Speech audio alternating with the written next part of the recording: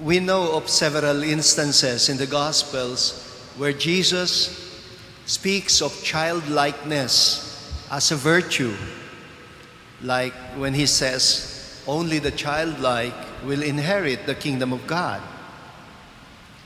But that is not the case today, either in the Gospel or in the first reading from St. Paul. Today, we hear of the pejorative sense of being like little children, perhaps more in the negative sense of being immature than the positive sense of being childlike. Let's start with the Gospel. Today, we heard Jesus comparing the people of his generation to little children who sit in the marketplace, he says, and who expect people to do as their playmates do when they take turns play acting, like singing and dancing to a given tune. We also hear something similar from the latter part of the first reading from the first letter of Paul to the Corinthians. He says, "When I was a child, I spoke like a child. I thought like a child and reasoned like a child. But when I became an adult, I put aside my childish ways."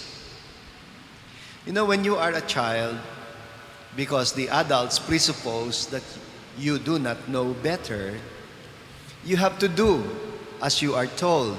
You have to obey the adults. You have to believe them when they say that this is what is best for you. You cannot yet decide to do things on your own, like travel alone, see a movie alone, go to the park alone, or make important decisions on your own.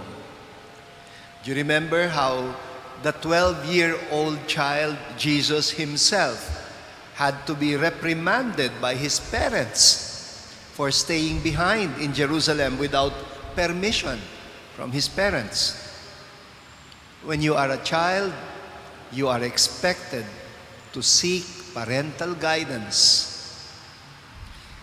The philosopher Friedrich Nietzsche describes the metamorphosis of the human spirit as a process that involves 3 stages.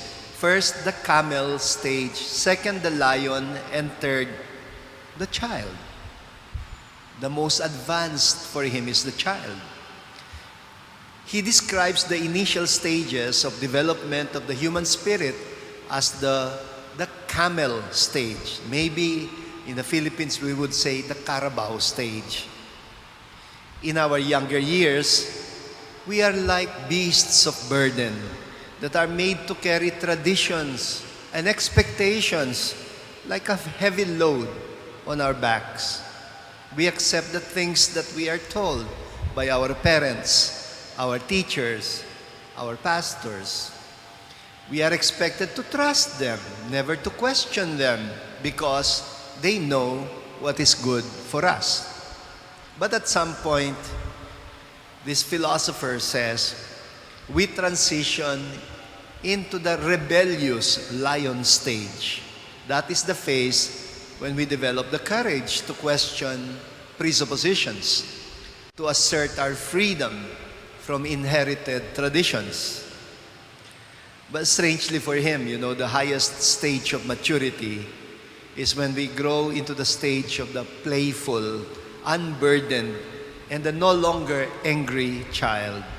In this final stage, he says, we would have outgrown both the blindly obedient camel stage and the rebellious lion stage. Is it possible for people to mature only in years but not in spirit? Well, I think this is what Jesus is insinuating in today's gospel about people who get fixated on laws and traditions, about righteousness as nothing other than complying with certain religious and societal expectations. For St. Paul, what makes us transition into maturity and no longer dependent on the restrictions of the law is love. And he calls it the greatest spiritual gift. That alone makes us truly wise. Well, John says something like this also in his epistle. He says, when we abide by the law, because we are still motivated by fear or of punishment, it only means we have not yet known God, who is love. And so John says, there is no fear in love. Perfect love drives out fear. Because fear has to do with punishment. And so one who still fears is not yet perfect in love. So how do we really know that we are growing in the Christian virtue of love?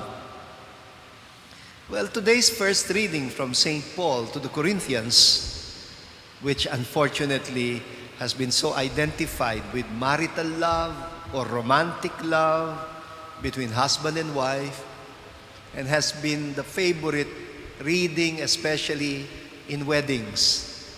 Well, the word that is used is agape or caritas in Latin. It is supposed to be a higher form of love than the Greek philia or the Latin amor.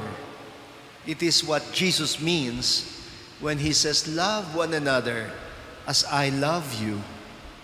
So, how do we know that we're growing in love, in the love of Christ?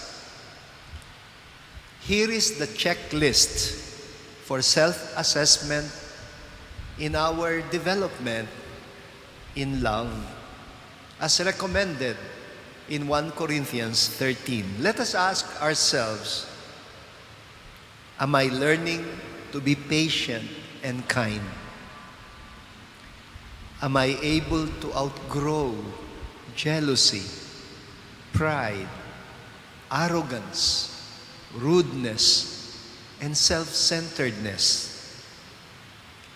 Am I becoming slow to anger, not resentful, desirous of the good of the other? Am I able to forgive? Am I ready for sacrifice? Am I growing in faith and hope and in the capacity to endure sufferings and trials? You see, if only we can do this self-assessment on a daily basis, following the list of St. Paul, then perhaps we can truly grow in the love of Christ. And it is all that it takes to prepare for forever, for a life of eternity, and to be able to see God face to face.